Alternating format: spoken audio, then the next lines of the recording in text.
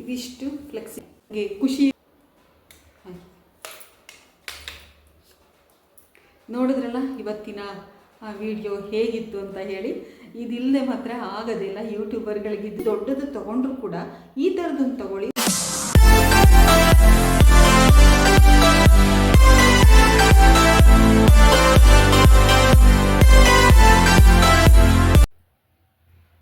ಎಲ್ಲರಿಗೂ ನಮಸ್ಕಾರ. ಎಲ್ಲರೂ ಹೇಗಿದ್ದೀರಾ? ಎಲ್ಲರೂ ಚೆನ್ನಾಗಿದ್ದೀರಾ ಅಂದ್ಕೊಂಡಿದ್ದೀನಿ. ನಾನು ಕೂಡ ಚೆನ್ನಾಗಿದ್ದೀನಿ.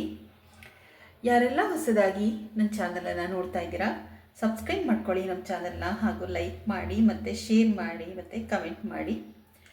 ಬನ್ನಿ, ಇವತ್ತಿನ ದಿನನ ಸ್ಟಾರ್ಟ್ ಮಾಡ್ತಾ ಇದ್ದೀನಿ. ಎಲ್ಲ ಕೆಲಸ ಮುಗಿಸಿದ್ದೀನಿ. ಹೊರಗಡೆದೆಲ್ಲ ನನ್ನ ಬೆಳಗ್ಗೆ ಹೊತ್ತು ತುಂಬ ಇರುತ್ತೆ.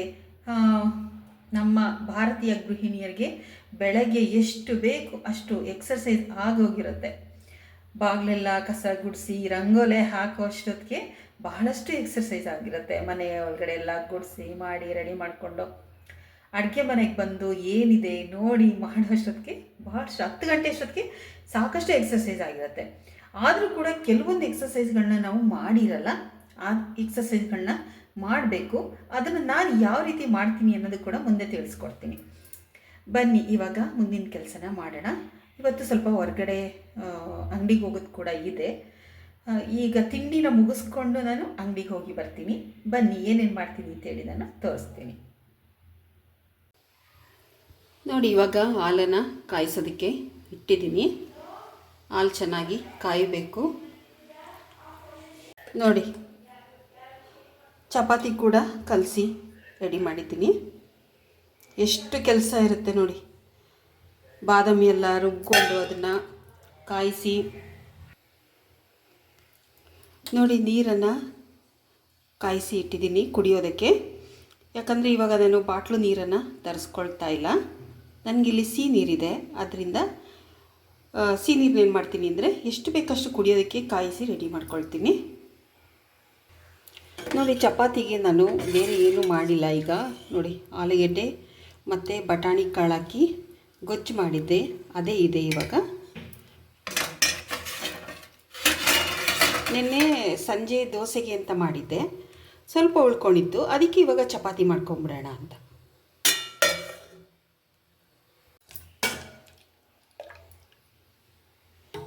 ನನ್ನ ಮಗಳು ಎದ್ದಿದ್ದಾಳೆ, ಅವಳಿಗೂ ಕೊಟ್ಬಿಡೋಣ ಅಂಥೇಳಿ ಜಾಡ್ತಾ ಇದೆ ಸ್ಲ್ಯಾಬು.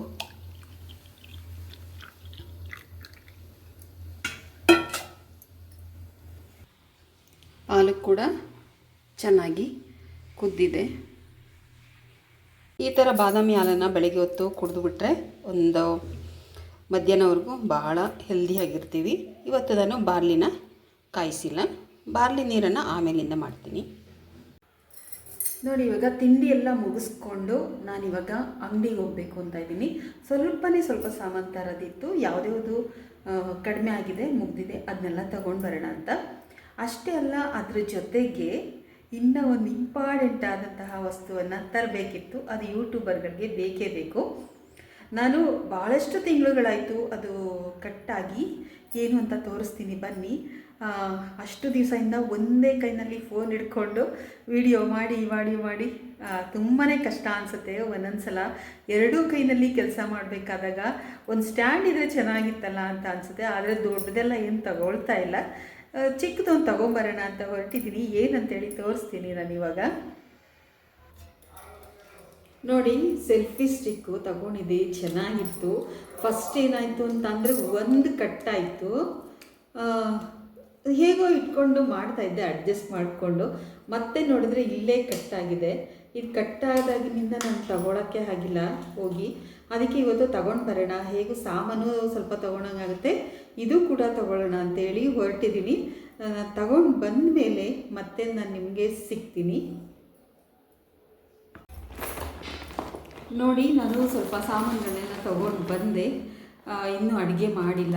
1 ಗಂಟೆ ಆಗ್ತಾಯಿದೆ ಇವಾಗ.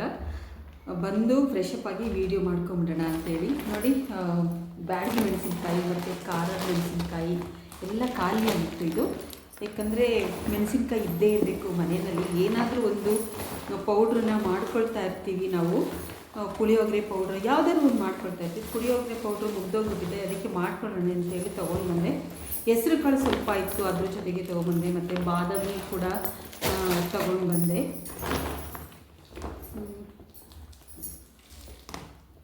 ಇದು ಸಾಮೆ, ಸಿರಿಧಾನ್ಯ ತೊಗೊಂಬಂದೆ. ಸಾಮೆಯಿಂದ ಇಡ್ಲಿ ಮಾಡೋದಕ್ಕೆ ನನಗೆ ತುಂಬ ಇಷ್ಟ. ಬೇರೆ ಎಲ್ಲದಕ್ಕಿಂತ ಸಾಮೆನಲ್ಲಿ ಇಡ್ಲಿ ಮಾಡಿದ್ರೆ ತುಂಬಾ ಚೆನ್ನಾಗಿರುತ್ತೆ. ಮಸೂರು ದಾಲ್ ತೊಗೊಂಡು ಬಂದೆ. ಮತ್ತು ಕಡಲೆಬೇಳೆ, ಹೆಸರುಬೇಳೆ ಕಡಿಮೆ ಆಗಿತ್ತು, ಹೆಸರುಬೇಳೆ ಇದ್ದೇ ಇರಬೇಕು, ಏಕೆಂದರೆ ತೊವೆ ಕೇಳ್ತಾ ಇರ್ತಾಳೆ ನನ್ನ ಮಗಳು, ಅದಕ್ಕೇ. ಮತ್ತು ಜೀರಿಗೆ ಇದೆಲ್ಲಂತೂ ಡೈಲಿ ಒಗ್ಗರಣೆಗಳಿಗೆ ಇರಲೇಬೇಕು. ಅದಕ್ಕೇ ಏನು ಮಾಡಿದೆ, ಜೀರಿಗೆ ತೊಗೊಂಡು ಬಂದು ಜೀರಿಗೆನ. ಮತ್ತು ಉದ್ದಿನಬೇಳೆ, ಇದಂತೂ ಇಡ್ಲಿ ದೋಸೆಗಂತೂ ಬೇಕೇ ಬೇಕು. ಇದೆಲ್ಲ ಒಂದು ಸ್ವಲ್ಪ ತೊಗೊಂಡು ಬಂದೆ. ತೊಗರಿಬೇಳೆ ಅಂತೂ ಬೇಗ ಖಾಲಿ ಆಗ್ತಾ ಇರುತ್ತೆ, ಏಕೆಂದರೆ ಬೇಳೆ ಸಾಂಬಾರು ಮಾಡ್ತಾ ಇರ್ತೀವಲ್ಲ. ಮಸೂರು ದಾಲು ಅಷ್ಟೇ ಇತ್ತು, ಅದ್ರ ಜೊತೆಗೆ ಒಂದು ಸ್ವಲ್ಪ ಅಡ್ಜಸ್ಟ್ ಆಗಿಂದ ತೊಗೊಂಡು ಬಂದೆ. 1 kgಗೆ ಅರ್ಧ kgಯಷ್ಟು ಮಸೂರು ದಾಲು ನಾನು ಬಳಸ್ತೀನಿ. 1 kg ತೊಗರಿಬೇಳೆಗೆ ಅರ್ಧ kgಯಷ್ಟು. ಮೆಣಸು ಕೂಡ ಅಷ್ಟೇ, ಯಾವುದ್ಯಾವುದು ಕಡಿಮೆ ಆಗಿತ್ತು ಅದನ್ನೆಲ್ಲ ನೋಡ್ಕೊಂಡು ಚೀಟಿ ಹಾಕ್ಕೊಂಡು ಬಂದಿದ್ದೆ ನಾನು. ಇದು ಧನಿಯಾ ಕೂಡ ಖಾಲಿಯಾಗಿತ್ತು. ಎಷ್ಟೊಂದು ತೊಗೊಂಡು ಬಂದಿದ್ದೆ, ಒಂದು ವೀಡಿಯೋದಲ್ಲಿ ತೋರಿಸಿದ್ದೆ ನಾನು. ಅಷ್ಟು ಧನಿಯಾನ ಖಾಲಿ ಮಾಡಿದ್ದೀನಿ, ಯಾಕಂದರೆ ನನಗೆ ಕಷಾಯದ ಪೌಡ್ರನ್ನ ನಾನು ತುಂಬಾ ಮಾಡಿಟ್ಕೊಳ್ತೀನಿ. ಉಪ್ಪಿಟ್ಟಿನ ರವೆ ಕೂಡ ಅಷ್ಟೇ, ಇಷ್ಟು ಸಾಕು. ಏಕೆಂದರೆ ನಮ್ಮ ಮನೇಲಿ ಒಬ್ಬರು ತಿನ್ನಲ್ಲ, ಅವ್ರಿಗೆ.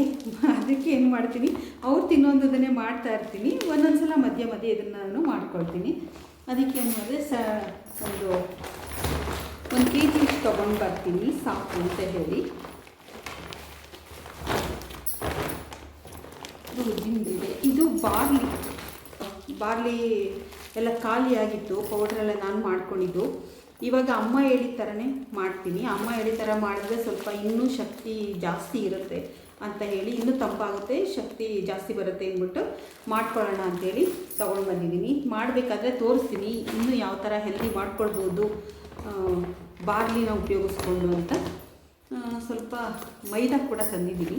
ಮೈದಾ ಇಷ್ಟು ಸಾಕು, ಇದೇ 1.5 ತಿಂಗಳು ಮೇಲೆ ಬರುತ್ತೆ. ಅಂದರೆ ತಿಂಗಳು 1 ಸಲ 2 ಸಲ ಅಷ್ಟೇ ಬಳಸೋದ್ರಿಂದ ಇಷ್ಟು ಖರ್ಚಾಗಲ್ಲ. ಅದೇ ಬಿಳಿ ಹೋಳಿಗೆ ಮಾಡಬೇಕು, ಏನಾದರೂ ಆ ಥರದ್ದು ಮಾಡಿದ್ರೆ ಬೇಕಾಗುತ್ತೆ ಅಂತೇಳಿ ಇಷ್ಟು ತಂದಿಟ್ಕೊಂಡಿರ್ತೀನಿ. ಇನ್ನು ಸೋಂಪು ಅಷ್ಟೇ, ಸೋಂಪು ಇನ್ನೂ ಇದೆ. ಅದ್ರ ಜೊತೆಗೆ ಸ್ವಲ್ಪ ಇರುತ್ತಲ್ಲ, ಅದ್ರ ಜೊತೆಗೆ ತಂದಿಟ್ಕೊಂಡ್ಬಿಟ್ರೆ ಇನ್ನು 1 ತಿಂಗಳವರೆಗೂ ಏನೂ ಬೇಕಾಗಲ್ಲ. ಇನ್ನು ಉಳಿದಿರೋ ಪದಾರ್ಥಗಳೆಲ್ಲ ಹೋದ ತಿಂಗಳು ತಂದಿರೋದೆಲ್ಲ ಸ್ವಲ್ಪ ಹಾಗೆ ಇತ್ತು, ಅದ್ರ ಜೊತೆಗೆ ಸ್ವಲ್ಪ ಅಂತೇಳಿ ತೊಗೊಂಡು ಬಂದೆ ನಾನು. ಈಗ ನಮ್ಮ ಒಂದು ಮುಖ್ಯವಾದ ವಿಚಾರಕ್ಕೆ ನಾನು ಹೋಗಿದ್ದು, ಅದನ್ನು ತಗೊಂಡು ಬಂದಿದ್ದೀನಾ ಇಲ್ವಾ ಅಂತೇಳಿ ನಾನು ಇವಾಗ ನಿಮಗೆ ತೋರಿಸ್ತೀನಿ, ಬನ್ನಿ ನೋಡಿ. ಸೆಲ್ಫಿ ಸ್ಟಿಕ್ ಅಷ್ಟೇ, ದೊಡ್ಡದೆಲ್ಲ ತಗೊಳ್ಳೋದಕ್ಕೆ ಆಗಲ್ಲ, ಈಗ ತುಂಬಾ ಎಕ್ಸ್ಪೆನ್ಸಿವ್ ಆಗುತ್ತೆ, ತುಂಬ ದುಡ್ಡಾಗುತ್ತೆ. ಅದಕ್ಕೆ ನಾನೇನು ಮಾಡಿದೆ, ಇದೇ ಸಾಕು. ನೋಡಿದೆ ಅದನ್ನು 700 ಚಿಲ್ಲರೆ ಎಲ್ಲ ಹೇಳಿದ್ರು. 2000 ಎಲ್ಲ ರಿಂಗ್ ಲೈಟ್ ಎಲ್ಲ ಸೇರಿದ್ರೆ 2000 ಎಲ್ಲ ಆಗುತ್ತೆ ಅಂತ ಅಂದರು. ಏನು ಬೇಡಪ್ಪ, ಇದು ಇಷ್ಟರಲ್ಲೇ ಮಾಡ್ಕೊಳ್ಳೋಣ, ಮುಂದೆ ನೋಡೋಣ, ದುಡ್ಡು ಬಂದಮೇಲೆ, ಜಾಸ್ತಿ ಬಂದಮೇಲೆ ತಗೊಳ್ಳೋಣ ಅಂತೇಳಿ ನಾನೇನು ಮಾಡಿದೆ ನೋಡಿ, ಸೆಲ್ಫಿ ಸ್ಟಿಕ್ ತೊಗೊಂಡು ಬಂದೆ. ಆದರೆ ಈ ಸೆಲ್ಫಿ ಸ್ಟಿಕ್ ನನಗೆ ಅಷ್ಟೊಂದು ಇದು ಇಷ್ಟ ಆಗಲಿಲ್ಲ, ಯಾಕಂದರೆ ಇದು ಹಳೇದಿತ್ತಲ್ಲ, ಹಳೇದಿರೋಷ್ಟು ಗಟ್ಟಿ ಇದಿಲ್ಲ. ಇದು ತುಂಬ ಕಂಫರ್ಟಬಲ್ ಅನ್ನಿಸ್ತಾ ಇತ್ತು, ತುಂಬಾ ಚೆಂದ ಅನ್ನಿಸ್ತಾ ಇತ್ತು. ನಾನು ಯೂಟ್ಯೂಬೇ ಮಾಡಿರಲಿಲ್ಲ, ಆವಾಗಲೇ ತಂದಿಟ್ಕೊಂಡಿದ್ದೆ ಇದನ್ನು. ಬೇರೆ ಯಾವುದೋ ಒಂದು ವೀಡಿಯೋಗಳು ಮಾಡ್ತಾಯಿದ್ದೆ, ಅದಕ್ಕೆ ತಂದಿಟ್ಕೊಂಡಿದ್ದೆ. ತುಂಬ ಚೆನ್ನಾಗಿತ್ತು. ಇದು ಸ್ವಲ್ಪ ಸ್ಟ್ರೆಂತ್ ಎಲ್ಲ ಕಡಿಮೆ ಇದೆ. ಅವ್ರು ಹೇಳಿದ್ರು, ಇಲ್ಲ ಆ ಥರದ್ದು ಬರ್ತಾ ಇಲ್ಲ ಮೇಡಮ್, ಇವಾಗೆಲ್ಲ ಇದೇ ಥರ ಅಂತ ಅಂದರು. ಇದೆಲ್ಲ ಸ್ವಲ್ಪ ಚೆನ್ನಾಗಿಲ್ಲ ನೋಡಿ, ಅದರಲ್ಲಿ ತುಂಬಾ ಚೆನ್ನಾಗಿತ್ತು. ಹೀಗೆ ಪ್ರತಿ ಸಲ ಏನು ಮಾಡ್ತಾರೆ ಅಂದರೆ, ಸ್ವಲ್ಪ ಕಡಿಮೆ ಕ್ವಾಲಿಟಿ ಎಲ್ಲ ಕಡಿಮೆ ಆಗ್ತಾ ಹೋಗ್ತಾ ಇರುತ್ತೆ. ದಿನ ಕಳೆದಂತೆ ಕ್ವಾಲಿಟಿ ಎಲ್ಲ ಚೆನ್ನಾಗಾಗಬೇಕು, ಆ ರೀತಿ ಆಗ್ತಾಯಿಲ್ಲ.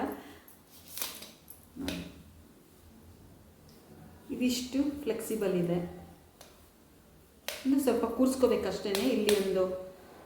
ಇಲ್ಲಿ ಸ್ವಲ್ಪ ಲೂಸ್ ಅನ್ನಿಸ್ತಾ ಇದೆ ನನಗೆ, ಇದು ಲೂಸ್ ಇರಬಾರ್ದಾಗಿತ್ತು.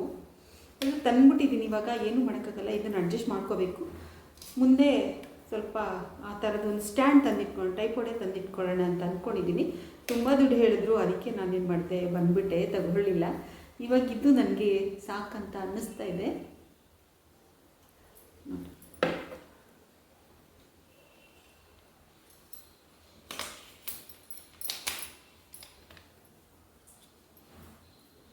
ಸೆಲ್ಫಿ ಸ್ಟಿಕ್ ಅಷ್ಟೇ. ಆದರೆ ಇದರಲ್ಲೇ ಭಾಳಷ್ಟು ವೀಡಿಯೋಗಳನ್ನ ಮಾಡ್ಕೊಳ್ಬೋದು, ಏನು ಚಿಂತೆ ಇಲ್ಲ. ಆದರೆ ಏನಾಗುತ್ತೆ ಅಂದರೆ ಕೆಲವೊಂದು ಸಲ ತುಂಬ ಎತ್ತರ ಬೇಕಂತ ಅನಿಸುತ್ತೆ. ಆವಾಗ ಏನಾದರೂ ಒಂದು ಸ್ಟ್ಯಾಂಡ್ ಏನಾದರೂ ಒಂದು ಇಟ್ಕೊಂಡು ಅದ್ರ ಮೇಲೆ ಇಟ್ಕೊಳ್ಳೋದು ನಾನು. ಈ ಥರ ಎಲ್ಲ ನಾವು ಕಷ್ಟಪಡ್ತಾ ಇರ್ತೀವಿ. ಆದರೆ ಅದರಲ್ಲೂ ಒಂಥರ ನಮಗೆ ಖುಷಿ ಇರುತ್ತೆ. ಅದು ಸೆಟ್ ಮಾಡಿ ವೀಡಿಯೋ ಮಾಡೋ ಅಷ್ಟೊತ್ತಿಗೆ ಅಲ್ಲ ಅಷ್ಟೇ ಖುಷಿ ಬರುತ್ತೆ. ಏಕೆಂದರೆ ಒಂದು ವೀಡಿಯೋ ಚೆನ್ನಾಗಿ ಬಂತು ಅಂತ ಅಂದರೆ ನಮ್ಗೆ ಆಗುವಂಥ ಖುಷಿ. ಇದೆಲ್ಲ ಏನಾಗಿರುತ್ತೆ, ಇದು ಯಾವ ಥರ ಇದೆ ನಮಗೆ ಅನ್ನೋದನ್ನು ನಾವು ಮರ್ತಿರ್ತೀವಿ ಆ ವಿಡಿಯೋ ನೋಡೋದ್ರಲ್ಲಿ. ನೋಡಿ, ಇದು ಇಲ್ಲದೇ ಯೂಟ್ಯೂಬರ್ಸ್ಗಳಿಗೆ ಭಾಳ ಕಷ್ಟ ಆಗುತ್ತೆ. ನಾನು ನೋಡಿದ್ದೀನಿ, ಕೈನಲ್ಲಿ ಮಾಡಿ ವೀಡಿಯೋಸ್ಗಳನ್ನ, ಬಹಳಷ್ಟು ವೀಡಿಯೋಗಳನ್ನ ಕೈನಲ್ಲಿ ಮಾಡಿದ್ದೀನಿ. ಆದರೆ ಯಾರಿಗೂ ಗೊತ್ತಾಗಿಲ್ಲ ಕೈನಲ್ಲಿ ಇಟ್ಕೊಂಡು ಮಾಡಿರೋದು ಅಂತ. ಆ ರೀತಿ ವೀಡಿಯೋಸ್ಗಳನ್ನ ಮಾಡೋದು. ಆದರೆ ಎಲ್ರಿಗೂ ಏನು ಹೇಳ್ತೀನಿ, ಇದು ತುಂಬಾ ಕಡಿಮೆ ಬೆಲೆ ಇದು. ಅದರಿಂದ ಇದನ್ನು ತಗೊಳ್ಳಿ, ಕೈನಲ್ಲೇ ಮಾಡಿ ಕಷ್ಟಪಡಬೇಡಿ. ನನಗೆ ಗೊತ್ತು ಆ ಕಷ್ಟ ಏನು ಅಂತ. ಆದರೆ ನಾವು ಇಷ್ಟಪಟ್ಟು ವೀಡಿಯೋ ಮಾಡೋದ್ರಿಂದ ನಮ್ಗೆ ಆ ಕಷ್ಟ ಕಡಿಮೆ ಬರಲ್ಲ. ಅದಕ್ಕೆ ಏನು ಮಾಡಿ ಅಂತಂದರೆ ಈ ಥರದನ್ನು ತೆಗೆದಿಟ್ಕೊಳ್ಳಿ. ನೋಡಿ, 250 ರೂಪಾಯಿ ಅಷ್ಟೇ ಕೊಟ್ಟಿದ್ದೀನಿ, ಕಡಿಮೆ ಬೆಲೆ. ಈ ಥರ ತಂದಿಟ್ಕೊಂಡು ವೀಡಿಯೋಗಳನ್ನ ಮಾಡ್ಕೊಳ್ಳಿ. ಇದು ಚೆನ್ನಾಗಿ ಬಳಸ್ಕೋಬೇಕು, ನೀಟಾಗಿ ಬಳಸ್ಕೊಂಡ್ರೆ ಜಾಸ್ತಿ ದಿನ ಬರುತ್ತೆ. ಇಲ್ಲಾಂದರೆ ಹೇಗಂದ್ರೆ ಹಾಗೆ ಇದು ಮಾಡ್ತಾಯಿದ್ರೆ ಇದು ಹೊರ್ಟೋಗ್ಬಿಡುತ್ತೆ. ಅದನ್ನು ನಾನು ತುಂಬ ದಿನ ಬಳಸ್ದೆ. ನೋಡಿ, ಇದು ಕಂಡ್ರೆ ನನಗೆ ತುಂಬಾ ಇಷ್ಟ. ಅಷ್ಟು ಚೆನ್ನಾಗಿತ್ತು, ಎಷ್ಟು ಗಟ್ಟಿ ಕುತ್ಕೊಂಡಿದೆ. ಆದರೆ ಇದು ಅಷ್ಟೇ ಲೂಸ್ ಇದೆ ನೋಡಿ.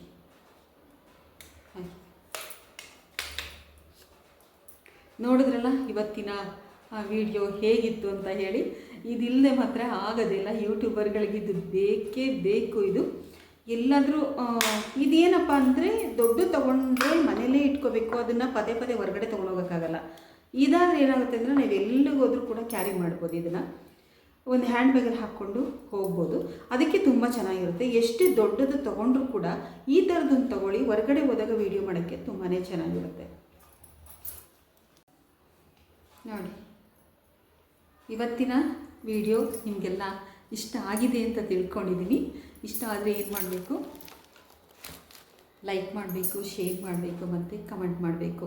ಹೊಸದಾಗಿ ಯಾರಾದರೂ ಚಾನಲ್ನ ನೋಡ್ತಾ ಇದ್ದರೆ ಅವರು ಸಬ್ಸ್ಕ್ರೈಬ್ ಮಾಡಿಕೊಂಡು ನನ್ನ ವೀಡಿಯೋಗಳನ್ನ ನೋಡಿ ಇನ್ನೂ ಹೊಸ ವೀಡಿಯೋಗಳನ್ನ ತೊಗೊಂಡು ಬರೋದಕ್ಕೆ ನಮಗೂ ಕೂಡ ಒಂದು ಇನ್ಸ್ಪಿರೇಷನ್ ಆಗುತ್ತೆ ಅಂತ ಹೇಳ್ತಾ ಇದ್ದೀನಿ. ಇವತ್ತಿನ ವೀಡಿಯೋ ಇಷ್ಟ ಆಗಿತ್ತು.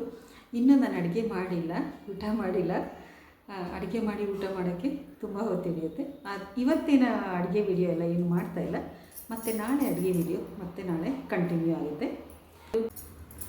ಇಲ್ಲಿಯವರೆಗೂ ಈ ವಿಡಿಯೋನ ನೋಡಿದ್ದಕ್ಕೆ ನನ್ನ ತುಂಬ ಹೃದಯದ ಧನ್ಯವಾದಗಳು.